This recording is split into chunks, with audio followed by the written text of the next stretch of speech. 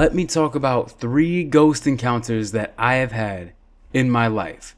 Now, I'm not telling you that ghosts are real, okay? I'm not saying that ghosts are 100% real, that they are proven scientifically. Kwame is not out here claiming that ghosts and spirits actually exist, okay? Now, I understand that everybody in the world has their own religious beliefs. I'm currently studying Buddhism right now, but I'm not saying that, that every single supernatural entity that I talk about on this show or anywhere in life in general, if I ever go out in public and make a speech in front of thousands of people claiming, hey everyone, dragons and vampires are real and they go out into public, they're everywhere. The governments of the world are being taken over by covert, undercover lizard operations. You've all heard those conspiracy theories, right? I mean, I'm pretty sure a lot of us will probably say that a lot of that stuff is fake, but what I will say is that I personally believe that there could be a high possibility, that ghosts and spirits are actually real. Now, of course, there are different mythologies and different religious beliefs that connect different ideas and different beliefs to what is real, what is fake. Are spirits actually real? They just look different from region to region, culture to culture, and person to person.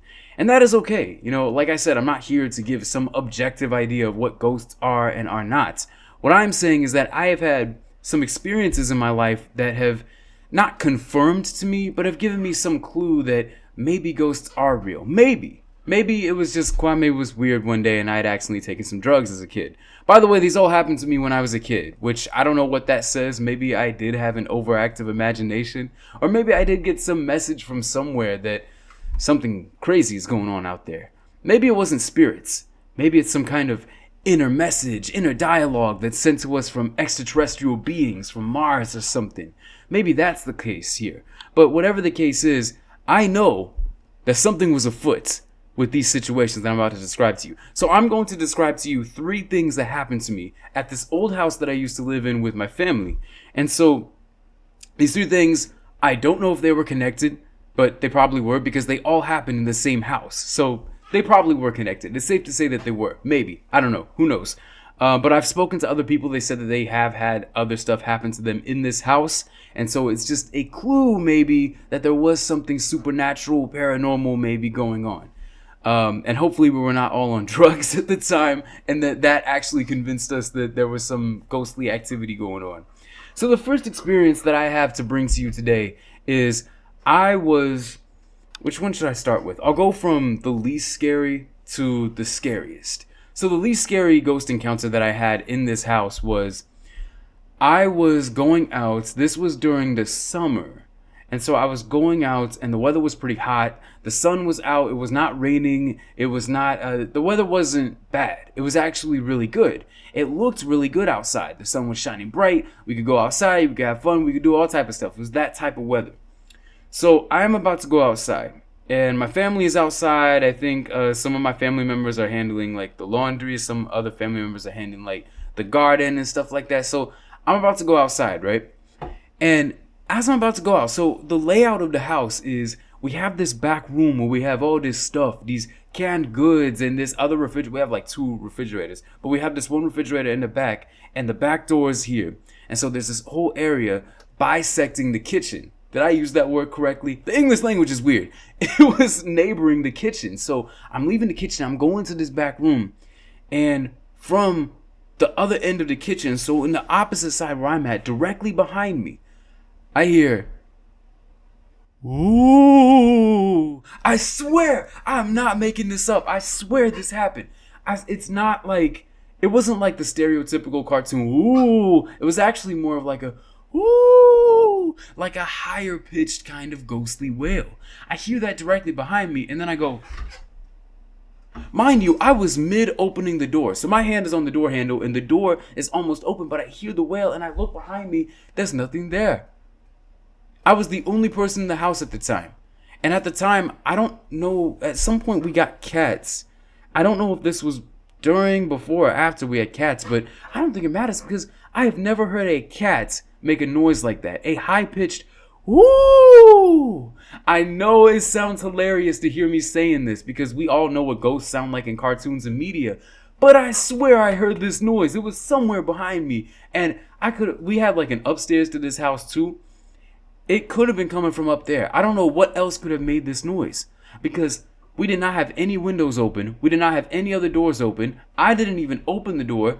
The door was in the process of getting open, and then I instantly shut it as I heard this noise. It was not from right in front of me. It was from behind me. So I'm pretty sure that was a ghostly wail. Now you may be saying, Kwame, you have not convinced me. Okay, you have not convinced me that this was a real ghost encounter. I do not believe you at all, and you should just get off the internet because you don't know what you're talking about. All right, listen, maybe you don't believe that one, but this next one will have you going crazy.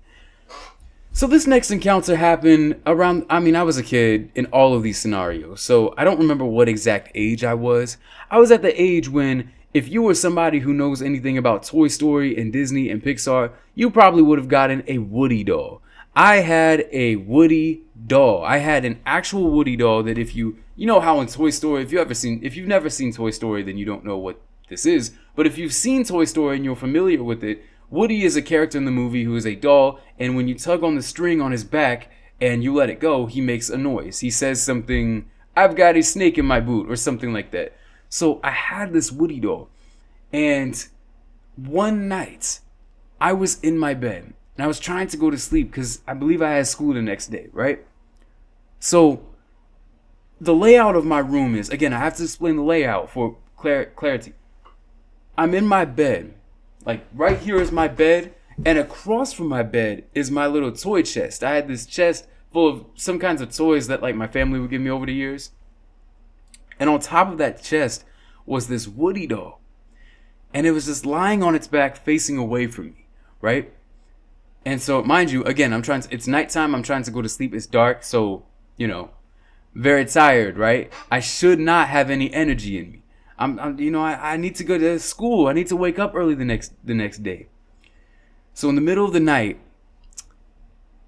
you know what I hear as I'm trying to go to sleep, and it is silent in my room? You know what I hear? There's a snake in my boot. I hear that plain as day at night as I'm trying to go to sleep. I hear there is a snake in my boots coming to me from Woody's voice on the other side of the room. And so I'm sitting there, I'm like, my eyes go wide. I'm like, what is going on? And this whole time I'm thinking like, I should scream. I should panic right now. I'm so scared, but I can't do anything. Often what I've heard on the internet is I hear some scary stories. I know that there's a lot of YouTubers who specialize in telling scary stories, and I see the genre of sleep paralysis stories. Stories that come from people who experience sleep paralysis, and oftentimes what I hear from those stories is people who say, I cannot do anything when I'm in this state, when I'm in this mode. I see this demon that comes out of my closet. Oftentimes people report that they have hallucinations when they go through sleep paralysis, and they say once it happens, you can't move, you can't speak, you can't do anything. This is how I felt as a child because Woody just spoke to me. Now again, you may be saying, Kwame, you were a child, you were a kid, that it was not paranormal, you cannot prove that was paranormal. What activated it then? Nobody tugged the strings and it was working fine the next day. So, because you know how I know, the next day I went and I tested it and I tugged the string on it and it made a noise perfectly. It wasn't like the battery had shut off and it had made some kind of noise to indicate that it was dying. No, I believe that this was ghosts. This was spirits. Something had possessed that Woody doll and had made it come to life that night. And if I was not careful, that doll would have stood up on its legs and would have done some crazy things. Now I'm thinking about it tap dancing. No, I don't mean like crazy as in it would have started dancing or something. It would have done something sinister, diabolical in the night. But luckily I did not go to sleep until like 1 a.m., 2 a.m. because I was scared. That had happened at 11 a.m. I did not go to sleep until 1 a.m. I was scared.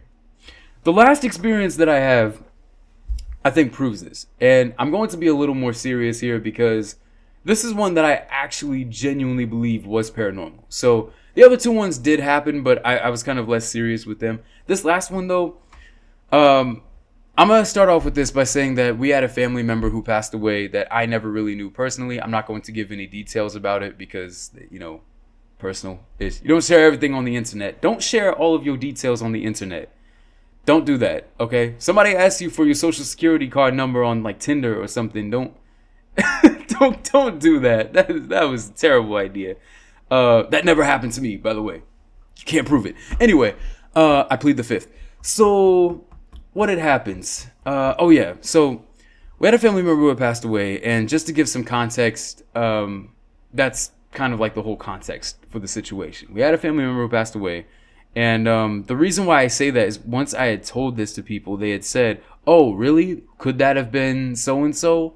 Could that have been this person?" And it gave me a lot of insight into what, like, the impacts that supposedly seeing ghosts or having these beliefs about spirits can have on communities and on families and on individuals. So let me get to the actual experience. This was at nighttime as well. The first experience that I said was in the daytime. The last Woody Doll experience was in nighttime. This was also in nighttime. I had woken up in the middle of the night, and I remember I was going to use the bathroom. And again, I have to explain the layout. My bedroom is here. So then I come out of my bedroom, and then I have to go to the left out of my bedroom door to take a right, and then go left down this hallway, this corridor that gets to the bathroom on the right. And then if you go straight ahead is my parents' room. I'll try to maybe draw something and then put it over the camera here so that you can see it and hopefully get a better idea. I come out of the bathroom, and I don't know why or how or what the circumstances was, but I remember, I think it was my mom who came out of the bathroom and escorted me back to my room, because I don't know, I don't have the exact memory. This was when I was really young, again, like I said, so I don't remember every little detail, but I remember my mom coming out of the bedroom and she escorted me back to the room. And as we were going back in, I remember this clear as day. I see inside my room, there is this person with long black hair, like an adult-sized person, not a kid, an adult-sized person, sleeping in my bed with the covers over them, their faces exposed, but I don't remember any details about their face, but everything below the neck was covered by my blanket, but I could see the outline of a human body. I remember that. I remember the outline of a human body in that bed under those covers. The only thing exposed was the face and the long black hair. I remember vividly, long black hair. And the thing is, the weird part is, I don't remember what happened after that. I don't remember, whether I slept with my parents that night because I was scared, like, oh, what is that person doing in my bed? Or if I just, got into my bed, maybe the figure disappeared, or I don't know. I know it couldn't have been part of a dream, because the thing is, one thing that I know about dreams is we don't always remember them. Well, I do with some of them, but a lot of times with dreams, you kind of forget those. But if it's something that feels real, I feel like it is more likely to stick with you. And again, this happened when I was young. So I've held on to this memory for a long time. And I can't be too positive if it was a dream or not, but I can vividly remember leaving to go to the bathroom and then coming back to my room, which is how I don't believe this was a dream. And it's why I truly believe that house was haunted. Now, like I said before, I've spoken with other family members, and they said that they have had experiences in the house that were haunted. Notably just one, but I was always thinking, actually, no, two. So yeah, multiple family members. We'll just say multiple family members have said that they had experiences in that house, or they have felt some feeling, or they have had a dream that led them to believe that there may have been something going on, even if it wasn't like the insidious plot going on that there's some demon lurking somewhere, and if we go to sleep, we're all going to be summoned to the shadow realm. No. It was not like that. It was more so like, just like visions and things that may not have been there, or something that was like just not as big as like being possessed. It was like this Hollywood cinematic depictions of ghosts and demons and haunted houses and all that. It wasn't anything like that. It was more so just like these weird experiences that we could not explain. But those were my 3 experiences that came out of a house that I truly believe was haunted. Now, again, I know the first 2 was tame, but the third one, you all on the internet don't have any explanation for that one, huh? Who was in my bed? Was it a dream? Are you a dream doctor? Are you a psychologist? Show me your PhD that you definitely probably have. This is the internet. You may have a PhD from somewhere. Who knows? Maybe you have a PhD that was sold to you on Craigslist, huh? That's my rebuttal. You can't disprove ghosts. You don't. It is not part of science, huh? You ever heard of ghost science? No, exactly. Which is why you can't disprove them, because there's no scientific correlate. Is there actually a branch of science that deals with ghosts? I should cover that in the next video. Anyway, thank you all for supporting. I hope to see you all in the next one. I just wanted to sit down and talk to you all about my ghost experiences. And now it is time for Halloween store employees packing up bizarre and unsold costumes. Nazir, you working the night shift this time? Yeah, me too. And I have to pull them all-nighters now. You know, college tuition can't pay for itself. Hey man, why haven't we sold any of these costumes? These would be a great thing for people to dress up for us in Halloween.